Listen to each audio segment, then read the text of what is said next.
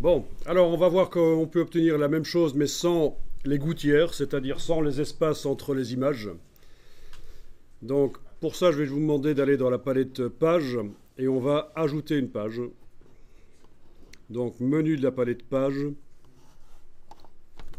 on va ajouter une page et on travaillera sur cette nouvelle page. Donc, par exemple, menu de la palette page, insérer des pages. OK. Et voilà une deuxième page qui arrive. Bon, comme il s'agit d'un document double page, bon, c'est une page de gauche. On peut convertir à tout moment le document double page en document simple page. Ce sera peut-être plus clair dans la palette page si on fait ça. D'abord, est-ce que vous avez réussi à insérer votre page? Ensuite, vous allez dans Fichier, Format de document. Fichier, Format de document, et vous retrouvez là une partie de ce qu'on avait dans la boîte Nouveau document, et vous allez pouvoir décocher Page en vis-à-vis.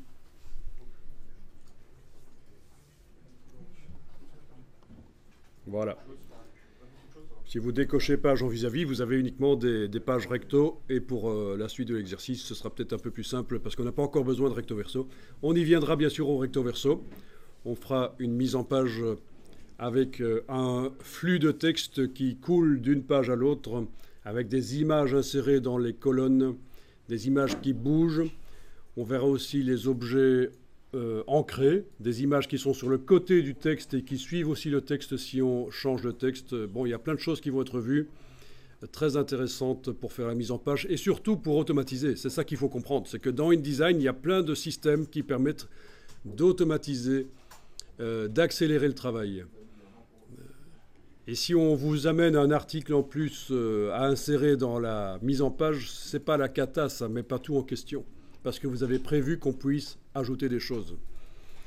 Mais ça, c'est un peu pour plus tard. Pour l'instant, on va toujours continuer sur les grilles d'images ici. Alors, regardez ici, fichier importé. Je sélectionne mes images. Voilà. Toujours mon cliquer-glisser.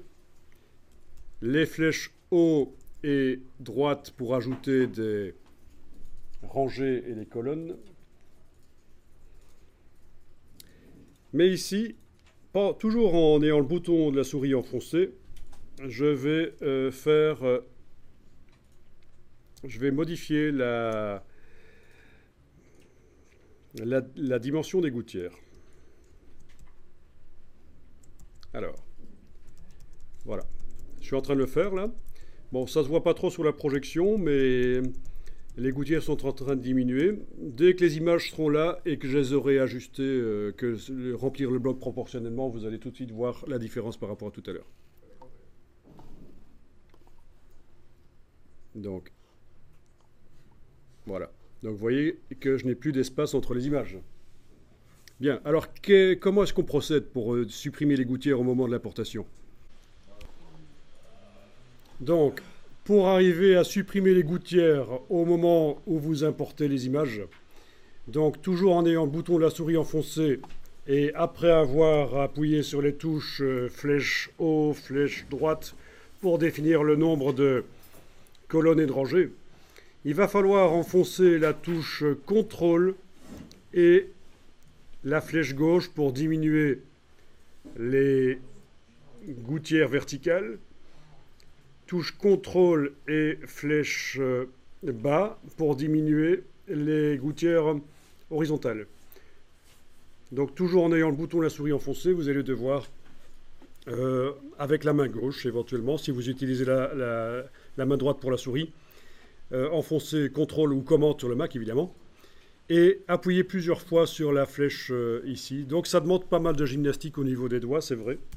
C'est un bon exercice. Donc je vais ici supprimer mes images et refaire le processus, mais vous n'allez pas voir mon clavier en même temps, évidemment.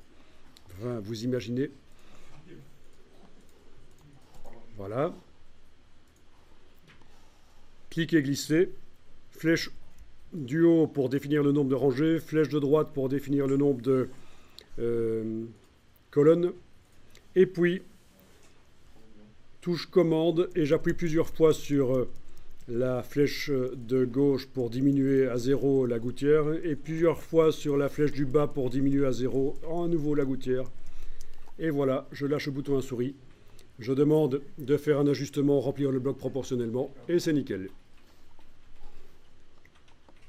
Donc ça, c'est la création d'une grille d'images à l'importation.